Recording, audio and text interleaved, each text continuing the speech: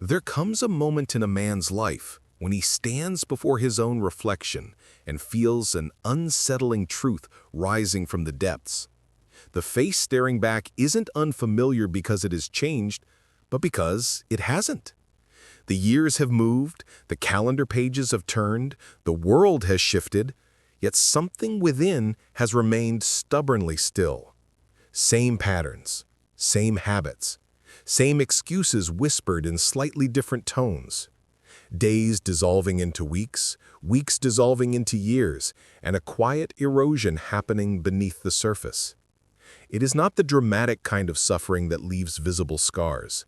It is slow, silent, and corrosive, pressing down on the spirit with the soft weight of what has been left undone.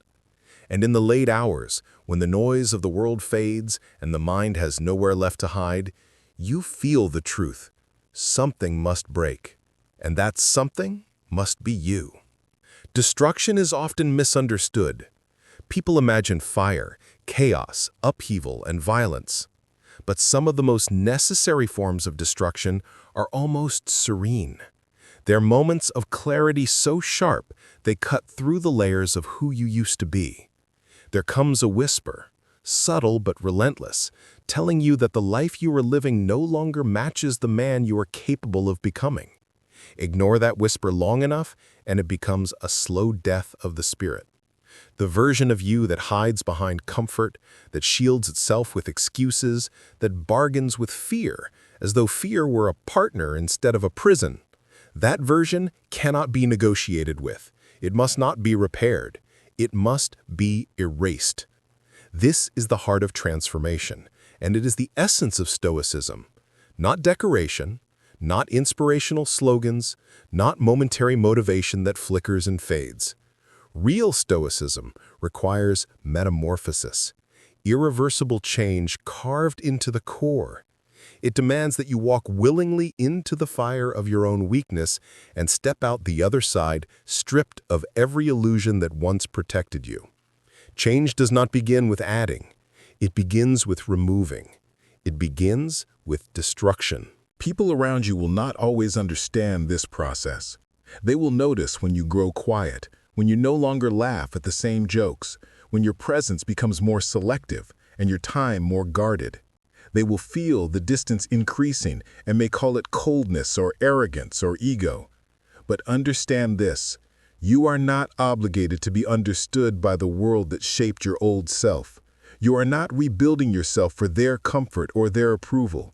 Transformation demands a kind of departure. You must step away from the tables where your old habits were kept alive. You must move beyond the conversations that fed your stagnation. Let them assume what they will. Your life is not a public explanation. Every past version of you is a shadow, and shadows depend entirely on where you choose to stand. Remain in the same light and the same shadow clings to you, repeating the same stories, repeating the same limitations. But when you shift, when you step into a new direction, the shadow changes shape. Eventually, if you move far enough, it no longer resembles anything familiar. That discomfort you feel, the disconnection from old circles, the sense of drifting away from what once felt natural, those are not signs of being lost. Those are signs of motion. The soul knows when it is evolving, even before the mind can explain it. Understand this clearly. The process will not be easy. It is not meant to be. When you tear away the layers that once shielded your fears, you expose something raw and unpolished. What you uncover may be messy, vulnerable, unprepared for the world's scrutiny. But it is real. And from the real comes strength. From the unhidden comes power. This is why the Stoics taught not merely endurance, but creation. Hardship is not something to survive. It is something to sculpt with. You are both the sculptor and the stone. You swing the hammer and you endure the strike.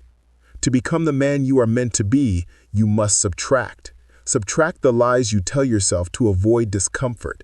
Subtract the habits that drain your spirit. Subtract the people who encourage your weakness. Subtract the environments where your lesser self thrives. With each subtraction, something truer emerges, something sharper, something that stands on its own without depending on illusion or fear. If you feel that pull inside, the subtle ache that tells you your old self is too small for the life you must grow into, do not ignore it. That pull is a summons. It is not a call for minor improvement or slight adjustment. It is not an invitation to make peace with your stagnation.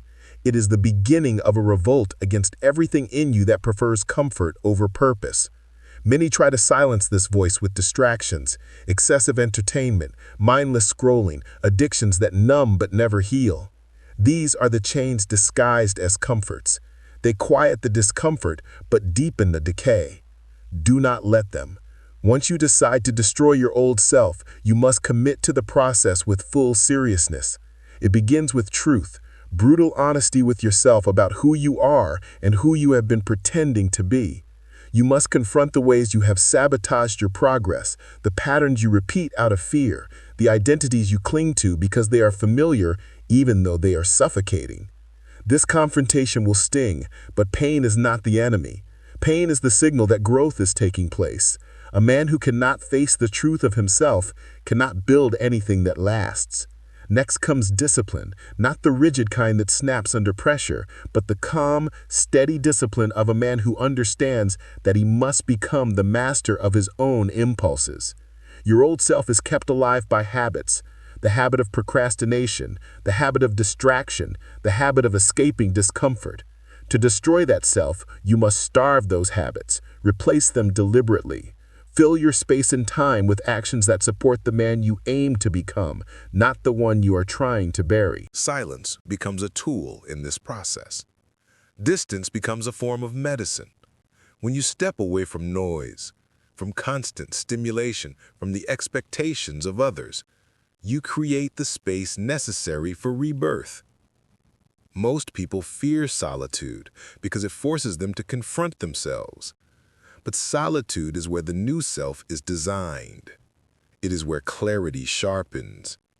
It is where the old self loses its grip. As you move deeper into transformation, you will mourn the person you were. This is natural. Even when the old self was weak, familiar weakness can feel safer than unfamiliar strength. Let the mourning happen.